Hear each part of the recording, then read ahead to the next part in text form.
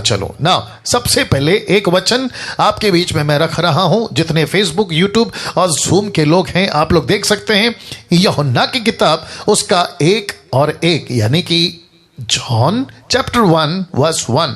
तो इस वचन को कौन नहीं जानता, लेकिन आज इस वचन का क्या कनेक्शन है टबरनैकल से और कैसे इसको जोड़ा है आपके बीच में मैं रखने जाऊंगा। तो लिखा है, वचन पढ़ लेते हैं। आदि में वचन था। वापस कहता हूं, आदि में वचन था। तो ये जो शब्द है ना आदि, तो इंग्लिश में उसको कहते हैं बिगिनिंग, शुरुआत में। तो आदि में वचन था। अब दूसरा पॉइंट, और वचन जो नीचे लिखा है परमेश्वर के साथ था और वचन परमेश्वर था। अब इंपॉर्टेंट क्या है, इसी का अगला लाइन जो कहता है उसी का दूसरा वचन। इंग्लिश और हिंदी मैं दोनों रखा हूं ताकि आपको बताता चलूं। लिखा है यही आदि में परमेश्वर के साथ था। इंग्लिश में the same was in the beginning with God. तो इसका मतलब है कि यही आदि में परमेश्वर के साथ था। तो इसका मतलब है क्या था आदि में परमेश्वर के साथ में? वचन। ओके, वापस आते हैं। आदि में वचन था, वचन परमेश्वर के साथ था और वचन परमेश्वर था। और वचन 2 कहता है यही कौन? वचन आदि में यही परमेश्वर के साथ था। इंग्लिश कहता है the same was in the beginning with God. परमेश्वर के साथ शुरू से अगर कोई था तो वो था परमेश्वर। From the beginning and the beginning लिखा है वचन ही था, वचन ही था। परमेश्वर की नजर में, परमेश्वर के पास में, परमेश्वर की सहन में अगर कोई था आदि से तो वह है वचन, वचन, वचन। अब इसी का कनेक्शन है वचन 14। बहुत ध्यान से देखिएगा। और मैं जानता हूं कि आप सभी जो हैं परमेश्वर के इस वचन से सीख रहे हैं। लिखा है ए पार्ट, याद रखो ए पार्ट, इसके टोटल 3 पार्ट है, ए बी सी। तो टोटल ए पार्ट 3 में ए पार्ट पहला, वचन देहधारी हुआ। आप लोग ने शायद नहीं पकड़ा, तो वापस आता हूं। लिखा है, वापस रख देता हूं क्योंकि कनेक्शन बहुत जबरदस्त है और आपको यह समझना जरूरी है। लिखा है आदि में वचन था। तो शुरू में जो परमेश्वर के साथ था वो खुद परमेश्वर था और वचन परमेश्वर था। और वचन 2 क्या कहता है? यही आदि में परमेश्वर के साथ था। The same was with beginning with God, the same was in the beginning with God. तो यही जो आदि में था, शुरू से था, परमेश्वर के साथ था, ये क्या करता है? वचन 14 का ए पार्ट कहता है वचन देहधारी हुआ। मतलब the word was became flesh। वचन देहधारी हुआ। और बी पार्ट क्या कहता देखिए, लिखा है अनुग्रह और सच्चाई से परिपूर्ण होकर हमारे बीच में डेरा किया। इंग्लिश में ब्रैकेट में लिखा है ड्वेल्ट। वचन ने क्या किया? डेरा किया। ये जो शब्द है डेरा, ये वाला देख लीजिए। जितने फेसबुक और यूट्यूब पे आप लोग देख रहे हैं, मैं आपसे रिक्वेस्ट करता हूं, ये जो है ना ड्वेल्ट, ये जो शब्द है डेरा किया, ये जो शब्द है डेरा, इसमें टबरनैकल है। ओके, इसमें क्या है? इसमें है टबरनैकल। इसको कहते हैं परमेश्वर ने जब यीशु को, जिसकी मैं बात कर रहा हूं, आदि में वचन था, वचन परमेश्वर के साथ था और यही परमेश्वर था। और लिखा है कि यही आदि में परमेश्वर के साथ था। इसको छोड़ किसी का जिक्र जॉन द बैप्टिस्ट ने नहीं किया। और वो कहता है कि यही वचन 14 कहता है, वापस रख देता हूं ए पार्ट, कहता है वचन देहधारी हुआ और अनुग्रह और सच्चाई से परिपूर्ण होकर हमारे बीच में क्या किया? डेरा किया, ड्वेल्ट, डेरा किया। अब ये जो शब्द है डेरा, मैं इसका ग्रीक ट्रांसलेशन आपके बीच में रख रहा हूं। मैं रिक्वेस्ट करता हूं कि प्लीज प्लीज प्लीज आप लोग मेरे साथ में बने रहें। और बहुत जरूरी है कि आप लोग इन बातों को सीखें, समझें, क्योंकि परमेश्वर मुझसे, आपसे अद्भुत बातें करने जा रहा है। तो मैं रिक्वेस्ट करता हूं कि मेरे साथ में बने रहें। नाउ 1 सेकंड और दीजिए please. Thank you Jesus. Wonderful God, hallelujah, worship you Jesus. या बहुत जरूरी है ये बातें। एक सेकंड दीजिए, बस एक सेकंड दीजिए। यूट्यूब पे कितने लोग हैं अभी? ओके, वंडरफुल, बहुत बढ़िया। Jesus Christ, thank you father, thank you lord. Okay, आ गया ना। वापस कहता हूं कि वचन क्या किया? डेरा किया। नाउ गेट रेडी, अपनी सीट बेल्ट बांधिए। लिखा है डेरा किया। ये जो शब्द है ना, डेरा किया, ड्वेल्ट, ये जो शब्द है ना, डेरा किया, इसका स्ट्रॉन्ग्स है 4637। इसको कहते हैं स्कैनिओ। इसका मतलब है, नीचे आप देख सकते हैं, मैंने गूगल से इसको लिया है, जिसको कहते हैं to have one's tent dwell. A dwell was in a tent, in camp have many tabernacle. बाप रे, आपने देखा? इसका मतलब है कि जब यीशु मसीह पृथ्वी पर आए, जब यीशु मसीह पृथ्वी पर पैदा हुए, वचन को फिर रख रहा हूं, जब यीशु मसीह को पृथ्वी पर कहा जॉन द बैप्टिस्ट ने कि एक मसीहा पैदा हुआ है, गेट रेडी नाउ, यीशु पैदा हुआ है, तो वो कह रहा था कि पृथ्वी पे टबरनैकल पैदा हुआ है, पृथ्वी के ऊपर टबरनैकल आ चुका है। ये वही टबरनैकल है जिसको मूसा के द्वारा परमेश्वर ने कहा बना, इसको वैसा ही बना जैसा मैं कहता हूं। आपने कभी यूहन्ना 1:14 ऐसा नहीं पढ़ा होगा जैसा आज आपको पढ़ना है, और कहता है कि पृथ्वी पे चलता फिरता परमेश्वर का सच्चा, real, not the shadow but the real, जो कि मैंने फेसबुक पे डाला है, शैडो वर्सेस रियल। ये पृथ्वी पे चलता फिरता एक आपका टबरनैकल है, जो कि कहता है ग्रीक वर्ड में स्कैनियो। इसका मतलब है टेंट, जिसको लेकर घूम सकते हैं, जिसको लेकर चल सकते हैं। 40 साल क्या किया इन लोगों ने, फेसबुक वालों, यूट्यूब वालों।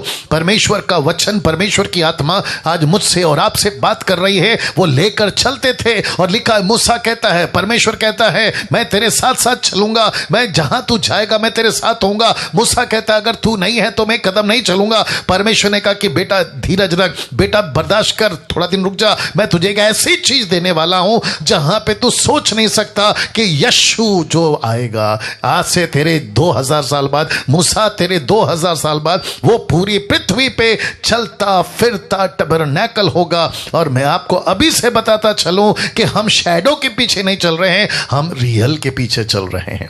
ताली बजाकर उस परमेश्वर को धन्यवाद करना जारी रखेगा। नाउ ये पॉइंट तो क्लियर हो गया कि पृथ्वी पे जब यीशु मसीह पैदा हुए तो उसको कहते हैं कि टबरनैकल पैदा हो गया। ये देख लीजिए, वाह, जिसको कहते हैं हिंदी में निवास स्थान।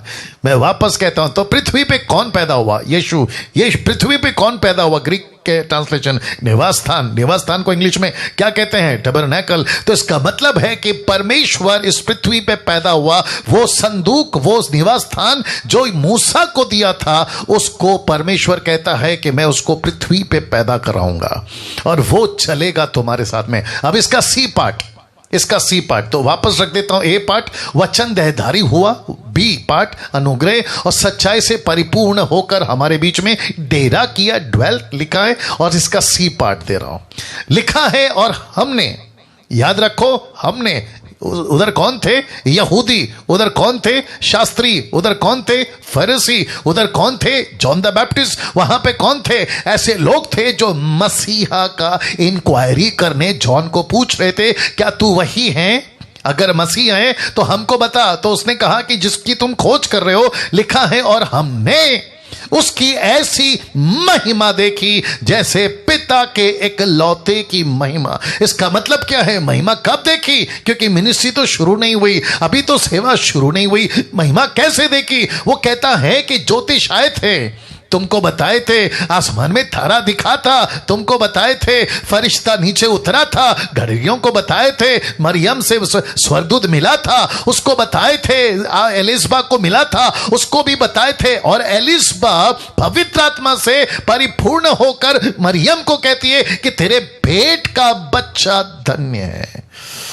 ओ हो। और ये सारी बातें लिखा है, हमने उसकी ऐसी महिमा देखी जैसे पिता के एक लौते की महिमा, और ये महिमा ठीक उतरी थी टबरनैकल के ऊपर। ये देख लीजिए, यही महिमा उतरी थी। तो इसका मतलब है, अब जरा देखिएगा, 1:14 फिर रख रहा हूं एक साथ में, लिखा है वचन देहधारी हुआ, अनुग्रह सच्चाई से परिपूर्ण होकर हमारे बीच में डेरा किया। टबरनैकल लिखा है, उसने उसकी ऐसी महिमा देखी और हमने उसकी ऐसी महिमा देखी जैसे पिता के इकलौते की महिमा। और इसी को लिखा है निर्गमन के 40 के 33 में, लिखा है एक्सोडस 40 का 33 to 34, लिखा है उसने निवास स्थान के चारों ओर वेदी के आसपास आंगन की कनात को खड़ा कराया या रख दिया, आंगन के द्वार के पर्दे को लटका दिया। और इस प्रकार मूसा ने सब काम की, और इस काम को पूरा करके जैसे ही समाप्त किया, अब जरा देखिए ब्लैक मैन स्पॉट किया, लिखा है तब वापस कहता हूं, लिखा है तब बादल मिलाप वाले तंबू पर छा गया और यहोवा का तेज, यहोवा की रोशनी, यहोवा का महिमा, लिखा है निवास स्थान पर भर गया। तो मेरा प्रश्न है 14 और निर्गमन का 34, आपको नहीं लगता है कि एक ही कनेक्शन है?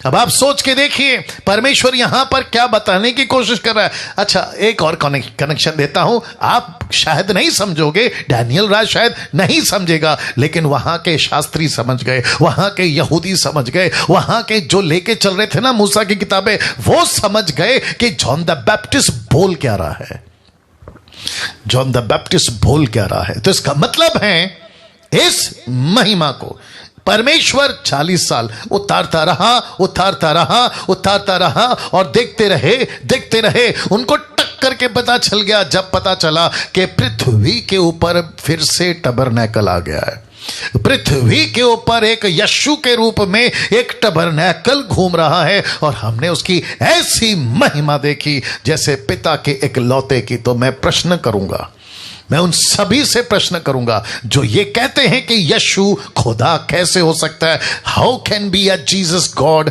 तो मैं ऐसे लोगों को कहना चाहता हूं, फिर ये क्या है जो आपके स्क्रीन के ऊपर आप लोग देख रहे हैं? कैसे डिनाई कर सकते हैं कि यीशु मसीह परमेश्वर नहीं है? कैसे डिनाई कर सकते हैं?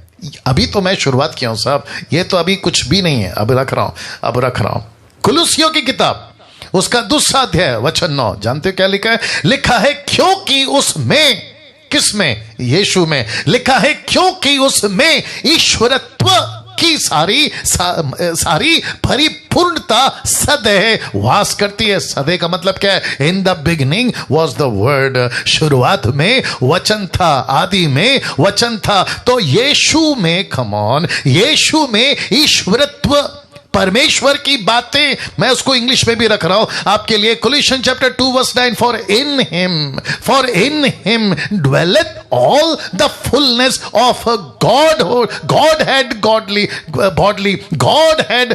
bodily का मतलब है शरीर, bodily, Godhead bodily। Can you believe this?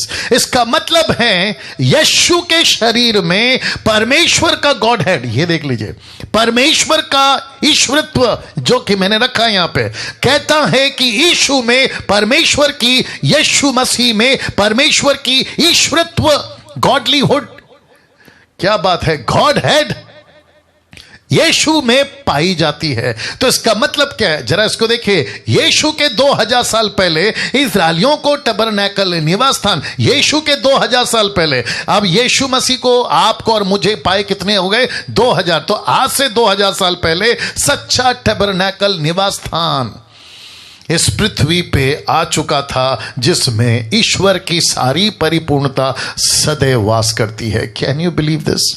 ताली बजाकर परमेश्वर को धन्यवाद। फेसबुक और यूट्यूब वालों, आज का वचन बिल्कुल मिस नहीं करना। अगर जुड़ चुके हो तो बिल्कुल छोड़कर नहीं जाना, क्योंकि ये तो शुरुआत है जो कहता है कि यीशु मसीह में ईश्वरत्व की सारी परिपूर्णता सदैव वास करती है, और लिखा है फुलनेस ऑफ द गॉडहेड, परमेश्वर की सारी महिमा, परमेश्वर की सारी बातें उसके अंदर रहती है। तो यीशु के 2000 साल पहले इजराइलियों को पता था कि एक टैबरनैकल है जिसको कहते हैं निवास स्थान, और आज 2000 साल पहले, मतलब मेरे और आपके लिए, तो यीशु से 2000 और आज से 2000 साल, मैं रिपीट करता हूं, यीशु से 2000 साल और आज से 2000 साल सच्चा टैबरनैकल इस पृथ्वी पे चला फिरा 3.5 साल यीशु मसीह ने इस पृथ्वी पर काम किया। नाउ ये फोटो देख लीजिए प्लीज, ये फोटो देख लीजिए।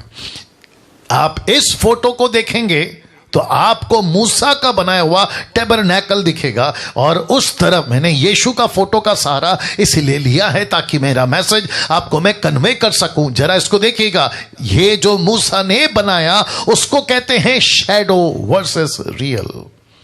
वो शैडो था साहब, वो परछाई थी, इसलिए लिखा है शैडो वर्सेस रियल टैबरनैकल। ये कहां लिखा है? हिब्रू चैप्टर 8 वर्स 5 आप देख सकते हैं, and shadow of heavenly things. तो इसका मतलब है कि यीशु मसीह रियल हैं, और जो मूसा को दिया था वो क्या था? जोर से बोल दीजिए, वो शैडो था। तो इसका मतलब है, जब मैं इसको कंक्लूड करूंगा तो मैं आपके पास में आऊंगा। इसका मतलब है 2000 साल पहले यीशु के क्या चलता था? टैबरनैकल। लेकिन क्या था? शैडो। लेकिन आज से 2000 साल क्या चला था? सच्चा टैबरनैकल।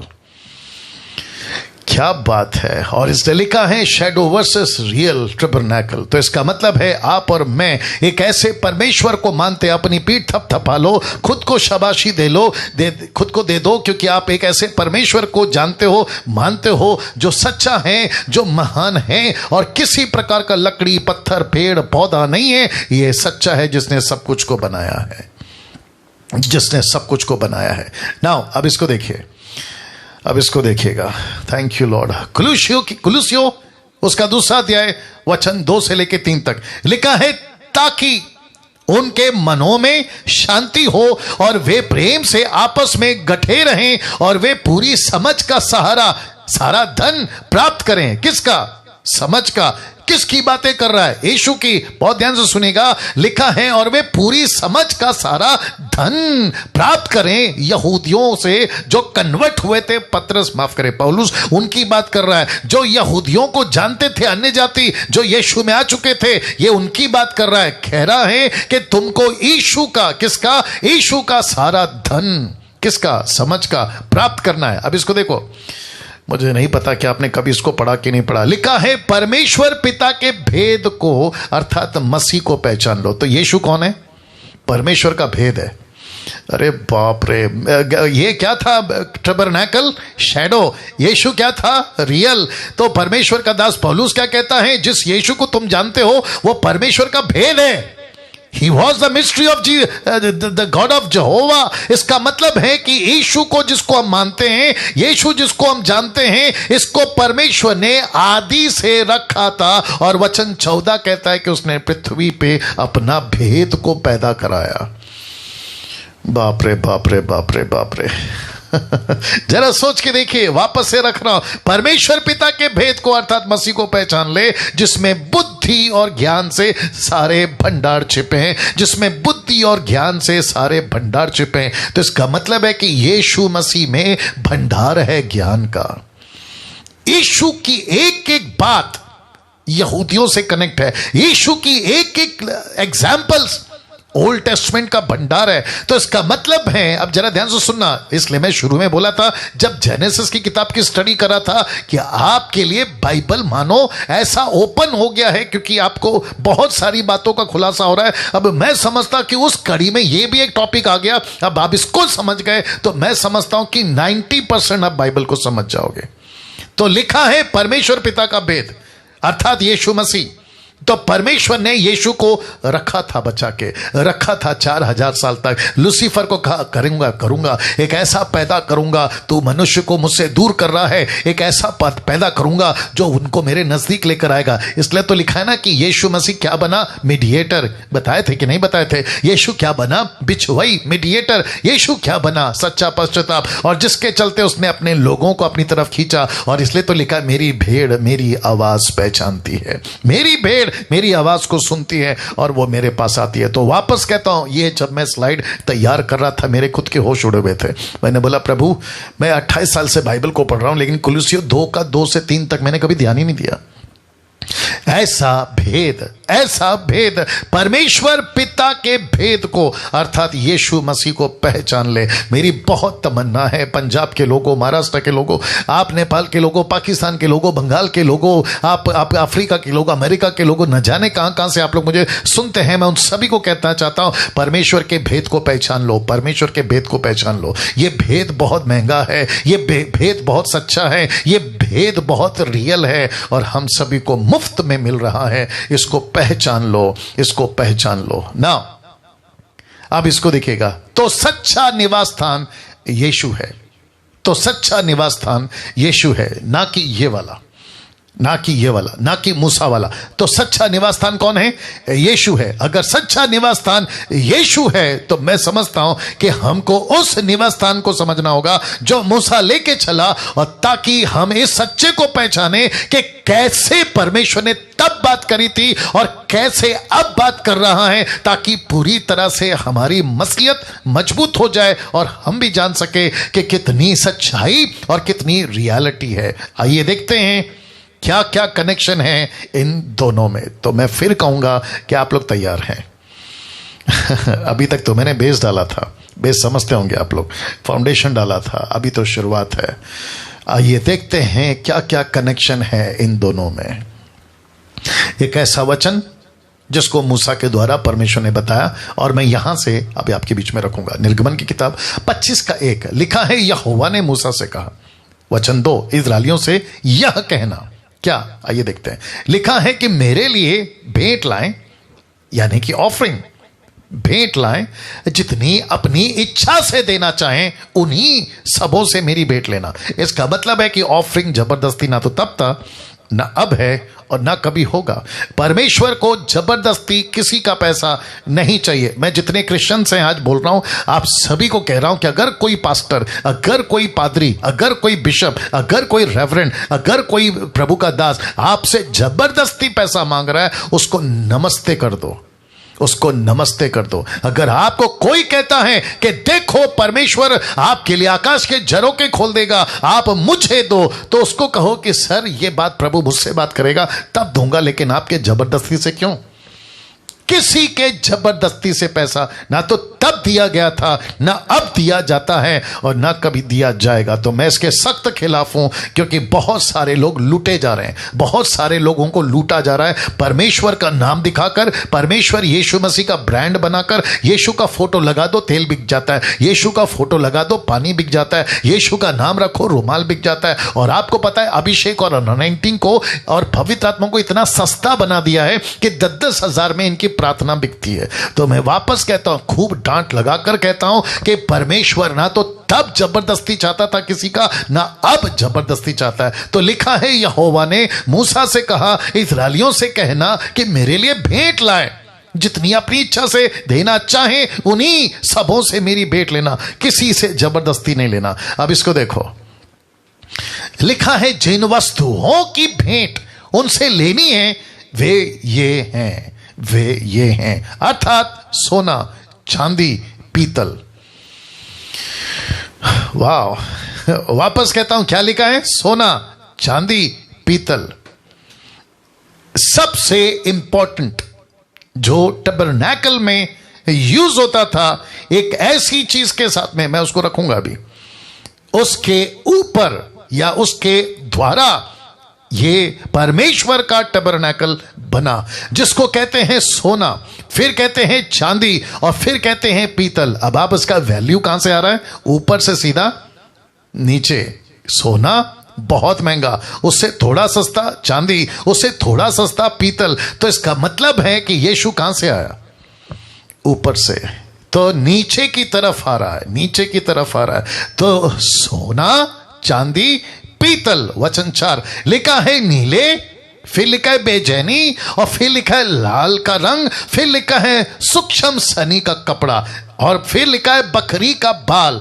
तो इसका मतलब है अब इसमें से 1 घंटा मेरे पास अभी बचा है, मैं सब कुछ नहीं सिखाऊंगा, लेकिन मैंने जैसे वादा किया है एक ऐसा दिन तय करूंगा उसमें टोटल कट टू कट टैबरनैकल का टीचिंग आपको दूंगा। लेकिन आज बहुत मसाला है, ये भी नहीं चूकना। तो नीले, बेचैनी और लाल रंग का कपड़ा और सूक्ष्म सन्नी का कपड़ा और बकरी का बाल, लाल रंग से रंगी हुई मेढ़ों की खालें, सुयुसों के खालें, बाबुल की लकड़ी। कौन सी लकड़ी?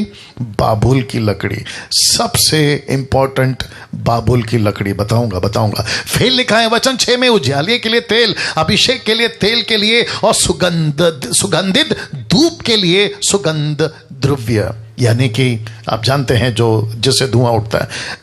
वचन 7, एपोद और चपरास के लिए सुलेमानी पत्थर और जड़ने के लिए मणि। अब आप देखिए, सबसे पहला सोना, फिर चांदी, फिर पीतल, फिर उसके बाद में आप देख सकते हैं कि उसकी जो वैल्यू है ना, नीचे नीचे नीचे नीचे नीचे नीचे नीचे आते लकड़ी के पास पहुंची, और फिर लकड़ी से भी नीचे नीचे नीचे कहां पहुंची? पत्थर के पास। वाह, इसको जानबूझ के परमेश्वर ने रखा है। अब मैं आपको बताता हूं वचन 8 में क्या लिखा है, और मेरे लिए एक पवित्र स्थान बनाए कि मैं उनके बीच क्या करूं? ध्यान दीजिएगा, लिखा है उनके बीच निवास करूं। जो कुछ मैं तुझे दिखाता हूं, अर्थात निवास स्थान टैबरनैकल, उसके और उसके सब सामान का नमूना, याद रखो नमूना, उसी के अनुसार तुम लोग उसे बनाना। तो इसका मतलब है कि परमेश्वर को क्यों चाहिए टैबरनैकल? मनुष्य के बीच में रहने के लिए। परमेश्वर को क्यों चाहिए टैबरनैकल? मनुष्य से बात करने। परमेश्वर को क्यों चाहिए टैबरनैकल? ताकि मैं उनके साथ रहूं और वो मेरे साथ रहे। यीशु मसीह पृथ्वी पर क्यों आया? मैं रखूंगा। लेकिन ध्यान दीजिएगा, यहां बोल क्या रहा है पता है? वो बोल रहा है कि मूसा, एक ऐसा वक्त था जब मैं चाहता था, एक्सोडस चैप्टर 18, एक्सोडस चैप्टर 19 में मैंने जब कहा कि इनको लाओ, तो ये क्या कहते हैं? मूसा, हम तो बात नहीं करेंगे, हमको डर लगता है। किससे? परमेश्वर से। हमारी तो हालत खराब होती है, वो बिजली, वो बादल, वो धुआं, ये सब आग को देखकर हम डरते हैं, हम तो बात नहीं करेंगे, बल्कि तू बात कर। ये बात परमेश्वर को अच्छी नहीं लगी। परमेश्वर ने कहा कि ओके, ये मुझसे डरते हैं, मैं इनके बीच में उतरूंगा। Come on, get ready now. ये मुझसे डरते हैं, मैं इनके पास आऊंगा। ये मुझसे डरते हैं, मैं इनके बीच में रहूंगा, दिन रात, सुबह शाम, 24 घंटे। और आपको बता दूं, वो परमेश्वर शैडो था, उसने कहा ये मुझसे डरते हैं, मैं इनके बीच में निवास स्थान बनाऊंगा। लेकिन उसको नहीं पता था, मूसा को नहीं पता था। और वचन कहता है कि यीशु मसीह ने एक ऐसा रास्ता खोल दिया कि परमेश्वर अभी बाहर नहीं, अब तो वो हमारे अंदर है। अब वो कहता है कि कहां जाओगे? मेरे को तुम्हारे साथ संगति करनी है, मुझे तुम्हारे साथ रहना है। ये था, परमेश्वर कहता है मैं उनके बीच में निवास करूंगा, मैं उनके बीच में निवास करूंगा। नाउ मैं आपको बताता चलूं कि सोना क्या है, चांदी क्या है। जरा फोटो देख लीजिए प्लीज, ये फोटो देख लीजिए। मेरी कोशिश है कि मैं आपको हर चीज बताता चलूं, समझाता चलूं। यूट्यूब पे कितने? यूट्यूब पे ये है, ओके। बहुत ध्यान से सुनिएगा। मैं समझता हूं कि कम से कम 1000 के लोग या 900 के आसपास लोग जुड़ चुके हैं। चलिए, सोना अलौकिक या अलौकिकता, जिसको कहते हैं ये क्या लिखा है? या डिवाइनिटी, यानी कि डिवाइन, अलौकिक। चांदी छुटकारा, जिसको कहते हैं रिडेम्पशन। सोना किसको दर्शाता है? अलौकिकता, डिवाइन या डिवाइनिटी। ये चांदी किसको दर्शाता है? छुटकारा। ये परमेश्वर ने क्या कहा था? सबसे पहला क्या चाहिए? वापस रखता हूं, सोना, चांदी, पीतल। तो यहां सोना का मतलब है अलौकिकता, डिवाइन। चांदी का मतलब क्या है? छुटकारा, रिडेम्पशन। और पीतल जो दर्शाता है दुख उठाना, सफरिंग। और सबसे ज्यादा इस टैबरनैकल में आप कहीं पे भी, जब मैं इसकी फुल टीचिंग दूंगा, तो सबसे ज्यादा पीतल ही इस्तेमाल हुआ है, पीतल ही इस्तेमाल हुआ है। जितने भी फैंस थे ना जो टोटल चारों घेर के रखे, उसमें पीतल, जो सैक्रिफाइस का अभी मैं रखूंगा उसमें भी पीतल। तो हर जगह पे पीतल पीतल पीतल, और ये बताता है दुख उठाना। तो वापस कहता हूं, सोने का मतलब है डिविनिटी या अलौकिकता, चांदी का मतलब है छुटकारा रिडेम्पशन, और पीतल का मतलब है दुख उठाना। और यीशु मसीह इस पृथ्वी पर दुख उठाने के लिए आया। यशाया कहता है उसने उफ तक नहीं किया और वो दुख उठाता चला गया। तो इसका मतलब है कि सबसे ज्यादा टबरनैकल में जो यूज हुआ वह है पीतल। अब इसको देखें, नीला या नीले, ब्लू किसको दर्शाता है? Son of God. हमेशा बाइबल में नीला, आकाश के झरोखे खोलकर तुम पर अपरंपार की आशीष, मलाकी 3:10 याद आ गया होगा। तो जब कभी भी नीला ऊपर किसको दर्शाता है? आकाश। आकाश का कलर क्या है? नीला। तो नीला दर्शाता है सन ऑफ गॉड। और पर्पल यानी कि बैजनी किसको दर्शाता है? Jesus the king. फिर उसके बाद में लाल रंग किसको दर्शाता है? Jesus the saviour. फिर उसके बाद में सूक्ष्म सनी, फाइन लेनन, दूसरे शब्दों में सफेद है इसका कलर, ये किसको दर्शाता है? Jesus the perfect man. अब इन सब का कनेक्शन किससे है? The book of John, the book of Matthew, the book of look, the book of mark. बाप रे बाप रे। तो इसका मतलब है कि मूसा ने यीशु मसीह का गॉस्पल, यीशु मसीह का सुसमाचार, यहूदी किसको लेके चले? मत्ती की किताब, यूहन्ना की किताब, मत्ती की किताब, लूका की किताब, मरकुस की किताब। इसलिए पौलुस कहता है अगर तुम उसको जान जाते, उसको क्रूस पे नहीं चढ़ाते। दिक्कत की यही बात है कि यहूदी यीशु को नहीं जाने। दुख की बात क्या है पता है? अभी तक नहीं जाने, अभी तक। This is the saddest part. अभी तक, दूसरे शब्दों में क्या कहते हैं? मसीहा अभी तक नहीं आया। मसीहा आएगा, लेकिन उनको कौन बताए कि मसीहा आ चुका है, यीशु पैदा हो चुका है? तो वापस कहता हूं कि नीला जिसका मतलब है सन ऑफ गॉड, बैजनी पर्पल जीसस द किंग, और लाल रंग जिसका मतलब है जीसस द सेवियर, और सक्षम सुनी इसका मतलब है फाइन लेनन जिसका सफेद कलर है, और वो है the perfect man, Jesus the perfect man. John, Matthew, look, mark. मैंने मैथ्यू, मार्क, लूक, जॉन नहीं लिखा है क्योंकि सीक्वेंस में नहीं है। सीक्वेंस में है नीला, बैजनी, लाल और सूक्ष्म सनी यानी कि फाइन लेनन। तो इसको कहते हैं 4 सुसमाचार। अब इसमें बहुत कुछ जोड़ सकता था क्योंकि जिसको मैं समझता हूं बहुत लंबा हो जाता, मैंने कट किया। बट मैं वापस कहता हूं कि मैं जिस दिन टबरनैकल का टीचिंग लाऊंगा उसमें कट टू कट बताऊंगा ना। इसको देख लीजिएगा, इसको देख लीजिएगा। द पर्पस ऑफ टबरनैकल, मैं इसके ऊपर बात करूंगा। द पर्पस ऑफ टबरनैकल लिखा है, क्यों कहा परमेश्वर ने निवास स्थान बनाने, क्यों कहा? Question mark. बहुत ध्यान दीजिएगा, क्यों कहा कि निवास स्थान बनाओ, टबरनैकल बनाओ? और उसके 4 कारण हैं। मजा आएगा आपको। वापस कहता हूं इसके 4 कारण हैं। सबसे पहला फोटो देख लीजिए। इजरायली परमेश्वर को नहीं जानते थे क्योंकि 430 साल की गुलामी में उनको सब पता था कि यहां की देवी देवता क्या है, उनको सब पता था कि गुलामी क्या है, उनको सब पता था कि टॉर्चर क्या है, लेकिन उनको 430 साल में परमेश्वर की पहचान नहीं थी, जिसको कहते हैं एलोहिम, जिसको कहते हैं आदोनाई, जिसको कहते हैं यहोवा। नहीं जानते थे। दूसरा कारण, अविश्वासी देश से निकल कर आए थे क्योंकि वहां का कल्चर, वहां का मूर्ति पूजा और वहां की बहुत सारी ऐसी बातें इनके अंदर घुस चुकी थी, और जिसके चलते परमेश्वर ने कहा कि इनके बीच में टबरनैकल बनाकर इनको पवित्र करूंगा। क्यों? क्योंकि इसी में से मसीहा निकलेगा। वह तीसरा पॉइंट, कहीं मूर्ति पूजक ना बन जाए। और चौथा, मसीहा को इन्हीं में से आना था।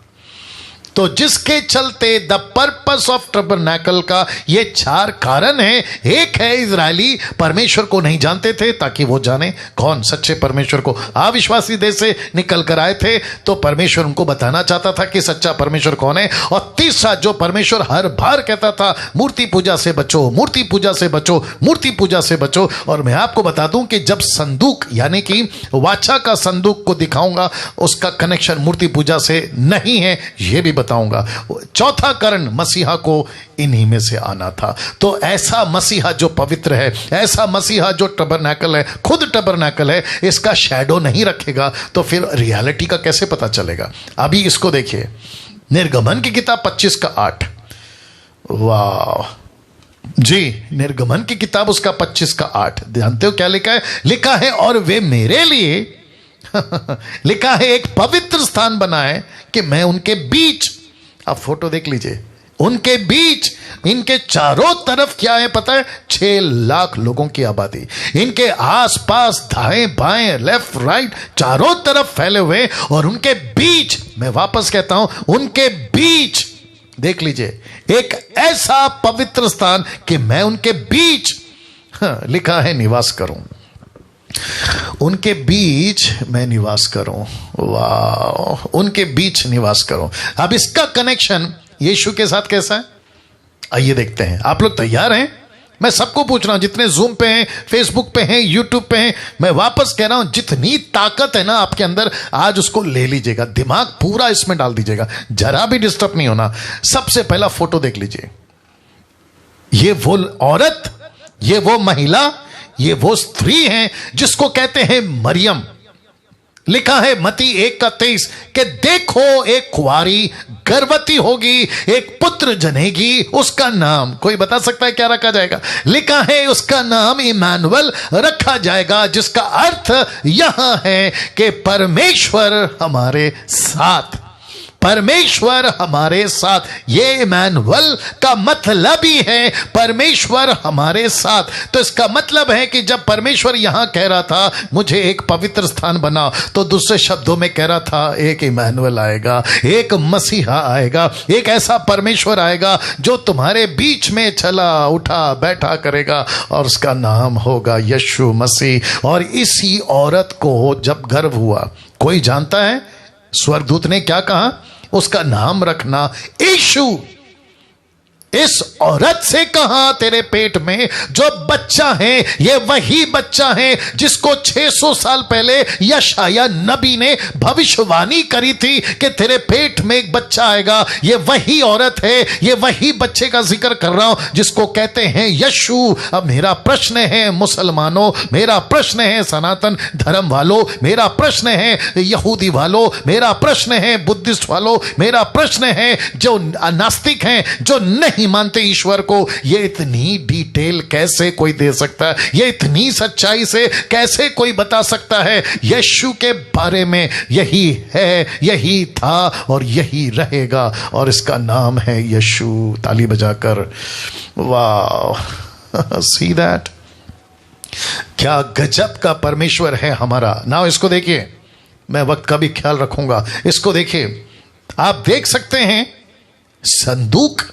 उठाया गया है, और संदूक को उठाने वाले लेवी के गोत्र के हैं। याद रखो कौन से गोत्र के? लेवी के गोत्र के हैं। और ये ऐसे लोग हैं जिनको कहते हैं याजक, ये ऐसे लोग हैं जिनको कहा सेवा करना है, और इनको छोड़ किसी को संदूक उठाने की इजाजत नहीं थी, और इनसे कहा था दूरी बना के चलो। तो आप देख सकते हैं गोत्र गोत्र के हिसाब से, ट्राइब ट्राइब के हिसाब से इन सब की अपनी अपनी ग्रुप चल रही है। और तब लिखा है यहोशू 3:3, the book of Joshua chapter 3:3 में लिखा है कि प्रजा के लोगों को यह आज्ञा दे। कौन सी आज्ञा? बहुत ध्यान से सुनिएगा, कि प्रजा के लोगों को यह आज्ञा दे कि जब तुमको अपने परमेश्वर यहोवा का वाचा का संदूक और उसे उठाए हुए लेवी याजक भी देख पड़े, याद आ गया लेवी याजक, तब अपने स्थान से कूच करके उसके पीछे पीछे चलना।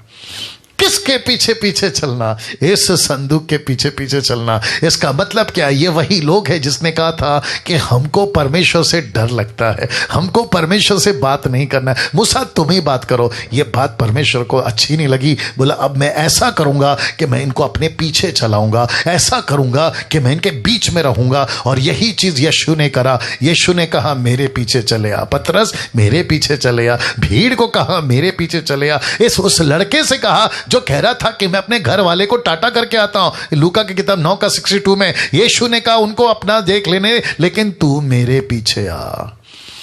मैं सबको कहना चाहता हूं यीशु के पीछे चलो, पत्थर के, लकड़ी के, प्लास्टिक के नहीं, यीशु के पीछे चलो जो सच्चा परमेश्वर है। और जैसे ही तुमको पता चले संदूक उठ गया है, उसके पीछे पीछे चले आना। ना मत्ती की किताब उसका 28:20 जानते हो क्या लिखा है? लिखा है उन्हें सब बातें जो मैंने तुम्हें आज्ञा दी है मानना सिखाओ, और देखो मैं जगत के अंत तक, कोई बता सकता है क्या लिखा है? सदैव तुम्हारे संग रहूंगा। वाह मैं तुम्हारे संग रहूंगा। इसका मतलब क्या है? यीशु कहता है, परमेश्वर कहता है, मैं तुम्हारे साथ साथ रहूंगा। कब और किसके? फिर कहता हूं सबके नहीं, किसके? जो उसके साथ चलता है। किसके? जो उसकी आज्ञा पालन करता है। किसके? जो उसके ग्रेट कमीशन को पूरा करता है। कहता है मैं तुम्हारे संग संग रहूंगा, मैं तुम्हारे संग रहूंगा। अब हम थोड़ा सा डेप्थ में जा रहे हैं, दूसरे शब्दों में गहराई में जा रहे हैं। और जितने फेसबुक यूट्यूब पे वॉच पार्टी शेयर करना, और आपका जो टिक टिक है ना, थंब वाला, हार्ट वाला, या कमेंट्स करना, उसको जारी रखें। मैं जानता हूं कि आपका फोकस अभी मेरी टीचिंग को सुनने में है, लेकिन हाथ को जारी रखिएगा, ठीक है ना। जूम के लोग सिर्फ देखिएगा, सुनिएगा, ठीक है ना। वाह क्या बात है। नाउ आपके स्क्रीन के ऊपर आप देख सकते हैं 4 पिलर हैं। कितने पिलर हैं? 4 पिलर हैं। ऊपर क्या है? चांदी। नीचे क्या है? पीतल। बीच में क्या है? लकड़ी। अब क्योंकि मेरे पास में मुझे यही मिला, और बिल्कुल इस तरफ आप देख सकते हैं, जो फेसबुक और यूट्यूब वाले, आप ये देख सकते हैं कि पूरा का पूरा टबरनैकल निवास स्थान का एक पैटर्न है। लेकिन ये जो है ना, ये वाला, ये है, ये जिसको कहते हैं कैसे बताऊं, ये 4 पिलर जिसमें ब्लू है, और साथ ही साथ में जो अलग से 4 पिलर, मैं उसकी बात नहीं कर रहा हूँ, जो टबरनैकल के साथ में 4 पिलर, ये जो पर्पल में आप देख रहे हैं, समीक्षा क्या नाम है, निर्जला जी, आपको दिख रहा है ये पर्पल वाला, ये 4 टुकड़ा, ये जो 4 पिलर है ना, ओके, ये जो बड़ा सा है उसको देख लीजिए आप लोग, कोई इशू नहीं। वापस आता हूं, जितने फेसबुक और यूट्यूब पे हैं आपको तो ये दिख रहा होगा, ये वाला, ठीक है ना, ओके। साथ ही साथ इसको देख लीजिए, ये है टबरनैकल का गेट। इसमें से याजक घुसता है, इसमें से सैक्रिफाइस का लैम्ब घुसता है, इसमें से परमेश्वर का महायाजक घुसता है, और इसी में से सब कुछ यहीं से जाता है।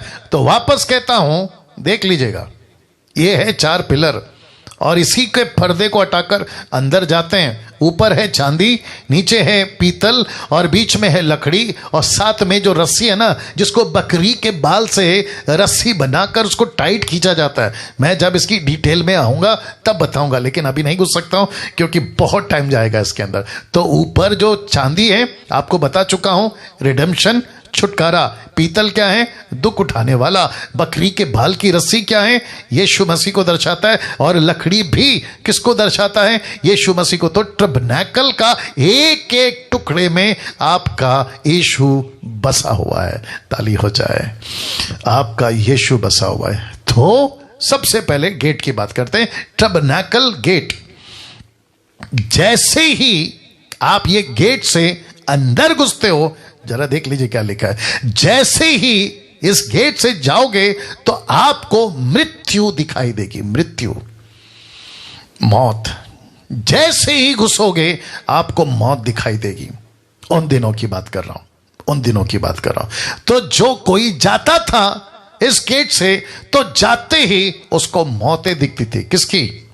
सैक्रिफाइस, बलिदान, बलिदान। और परमेश्वर के पास जाना है तो मरना पड़ेगा, मरना पड़ेगा। और इसी को रोमियो 6:8 क्या कहता है पता है? सो यदि हम मसीह के साथ मर गए, तो इसका मतलब है, कम ऑन गेट रेडी, जिस दिन यीशु मर रहा था उस दिन डैनियल मर रहा था। जिस दिन यीशु मर रहा था उस दिन आप जितने देख रहे हैं आप मर रहे थे। जिस दिन यीशु मर रहा था उस दिन हम सबके पाप को लेकर यीशु मर रहा था। और लिखा है, इसलिए पौलुस कहता है, सो यदि मसीह में, यदि तुम मसीह में हो तो तुम उसके साथ मर गए हो। तो जैसे ही जैसे ही आप इस गेट से घुसते हैं आपको मरना पड़ेगा, आपको मरना पड़ेगा। आपके घमंड को मारो, आपके लालच को मारो, आपके पाप को मारो, आपके मैं को मारो। मैं, आई, वी, ये जो होता है ना, मैंने, उसको मारो। अपने घमंड को मारो, अपने अहंकार को मारो, हर चीज को मारो। और सबसे बड़ी चीज है अपने शरीर में जितनी भी बातें हैं उसको मारो। और तब जाकर परमेश्वर कहता है, जैसे ही तुम गेट में घुसते हो, ये क्या क्या बताता है? तुमको मरना पड़ेगा, तुमको मरना पड़ेगा। So we have to die. हम जब कभी भी परमेश्वर के पास में आते हैं, हम कैसे आते हैं? हम खुद को लेके नहीं आते। हम अपने शरीर को लेकर नहीं आते, हम अपने पाप को लेकर नहीं आते। हम इस ये जो दिख रहा है ना, जहां पे महायाजक खड़ा है, जहां पे एक मेमने को जलाया जा रहा है, हम वहां पे मर जाते हैं। हम वहां पे मर जाते हैं क्योंकि यीशु जैसे ही गेट में गुजरा, लिखा है मैं ही गेट हूं। याद आ गया होगा आपको, मैं गेट हूं।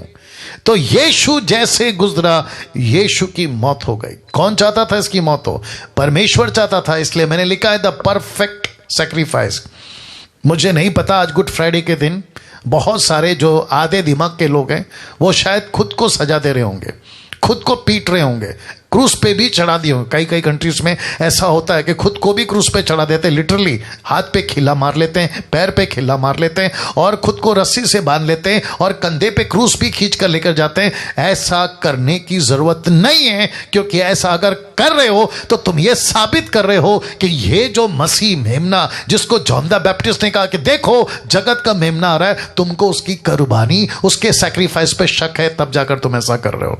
आपको मारना है, किसको मारना है? आपको खुद को नहीं मारना है, आपके पाप को, आपके अहंकार को, आपके लालच को, आपके उन सभी चीजों को मारना है जिसको परमेश्वर कहता है अगर मेरे पास आना है तो मरना पड़ेगा। रोमियो 6:8 कहता है हम मसीह के साथ मर गए। क्या बात है, क्या बात है। अब ये देख लीजिएगा, मैंने जानबूझ के जहां सैक्रिफाइस करते हैं ना, वो जो वेदी है ना, मैंने जानबूझ के उसको बड़ा सा रखा है। अब आपको पता है ये क्या है? मैं आपको बताता हूं। आप पहले पूरा टबरनेकल देख लो और आप जैसे ही अंदर घुसते हो, ये वाला, आप जैसे ही अंदर घुसते हो तो आपको ये दिखता है, ये है ये वाला, जिसको मैंने जूम करके आपके लिए रखा है, ठीक है ना, फर्स्ट। और साथ ही साथ इस पे क्या होता है? सैक्रिफाइस। आइए वचन पढ़ते हैं, निर्गमन की किताब उसका 27 का 1 से 2 तक में लिखा है, फिर वेदी को लकड़ी आ गया, ठीक है ना, लिखा है वेदी को बाबूल की लकड़ी, लिखा है 5 हाथ लंबी और 5 हाथ चौड़ी बनवाना। फिर लिखा है वेदी चकोर हो, मतलब एक जैसा उसका आकार हो। चकोर, चकोर को इंग्लिश में क्या कहते हैं? ट्रायंगल? नहीं, ट्रायंगल तो अलग है। एनीवे, हाँ, स्क्वायर। ओके, मिल गया। लिखा है 5 हाथ लंबी 5 हाथ चौड़ी बनवाना, वेदी चकोर हो और उसकी ऊंचाई 3 हाथ की हो। अब इसको देखो, और उसके चारों कोनों पर 4 सिंह। उसके चारों कोनों पे, मैं फोटो फिर रख रहा हूं, उसके चारों कोनों पे ये 4 सिंह। एक मेमने को कितने सिंह होते हैं? 2, लेकिन यहां पे 4 क्यों? तो इसका मतलब है जो यहां मर रहा है ना, वो ज्यादा पावरफुल है। तो यीशु मसीह कौन है? ज्यादा पावरफुल है।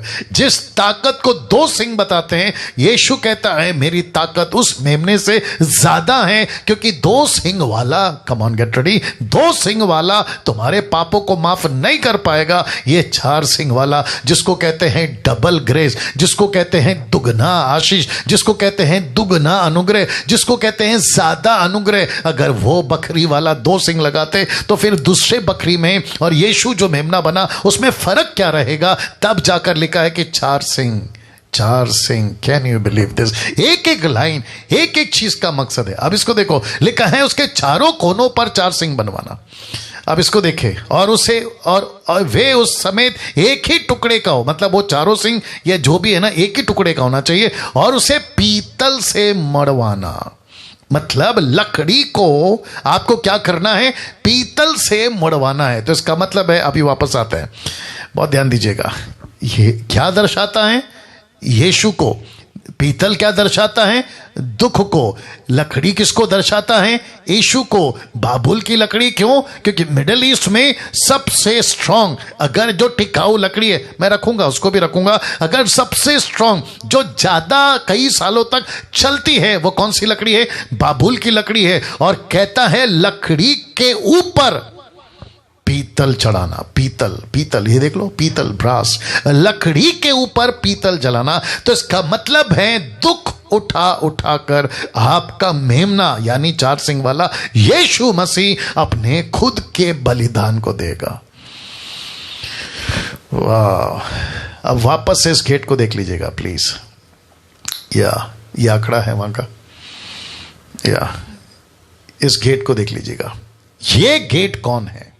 ये गेट कौन है? यूहन्ना 10:7 कहता है, तब यीशु ने उनसे फिर कहा, मैं तुमसे सच सच कहता हूं कि भेड़ों का द्वार मैं हूं। ये गेट का द्वार, ये गेट कौन है? यीशु। यीशु ने जैसे ही कहा कि इस भेड़ों का द्वार मैं हूं, आपको पता है शास्त्री फरीसी चिढ़ गए, क्योंकि उनको पता था कि यीशु खुद को टबरनैकल का गेट बोल रहा है। तो जैसे ही यीशु ने कहा मैं यहूदियों का, मैं तुम्हारे टबरनैकल का, मैं तुम्हारे भेड़ों का द्वार हूं, उनको आ गई चिढ़। और तब जाकर लिखा है कि वो यीशु से चिढ़ते थे क्योंकि वो खुद को परमेश्वर भी कहता था और ये सारी चीजें कहता था। और याद रखो, यीशु कौन था? यहूदी। यीशु कहां पैदा हुआ? यहूदी कौम में। यीशु का बैकग्राउंड क्या है? यहूदी। यीशु की जीनोलॉजी क्या है? यहूदी। यीशु मसीह कौन से पार्श्वभूमि से आता है? यहूदी। तो टोटल कनेक्शन किसके साथ है? यहूदी के साथ। तो यीशु की बातें भी कौन सी होगी? यहूदी वाली। एग्जाम्पल्स कौन सी होगी? यहूदी वाली। तब जाकर पौलुस कहता है कि यीशु की भी बातें और हमारी भी बातें rightly dividing the word of truth. कई बार हम क्या करते हैं? यीशु ने कहा है, ऑफ कोर्स यीशु ने कहा है, लेकिन समझना होगा कि वहां का कल्चर क्या है, वहां का वक्त क्या है। तो यीशु कहता है भेड़ों का द्वार मैं हूं।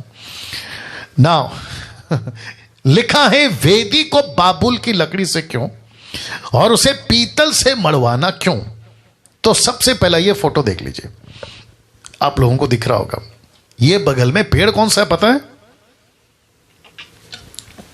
जी? ये जो बगल में पेड़ है ना, ये ऐसे कांटोदार पेड़ है, कांटे वाला, बाबुल का कांटा, इसलिए कहना बाबुल की लकड़ी। और जिसको रखकर बनाना है, ये क्या है? जिसको कहते हैं ब्रास, यानी कि पीतल। तो लकड़ी का ये वेदी और उसके ऊपर चढ़ाना क्या है? पीतल। तो अब आप मुझे प्लीज बताइए, जब मैं आऊंगा यीशु के जिसको कहते हैं ना मुकुट, कांटों का मुकुट, मैं उसके ऊपर आऊंगा, लेकिन अभी से बता दीजिए ये किसको दर्शाता है? यीशु को। ये पीतल किसको दर्शाता है?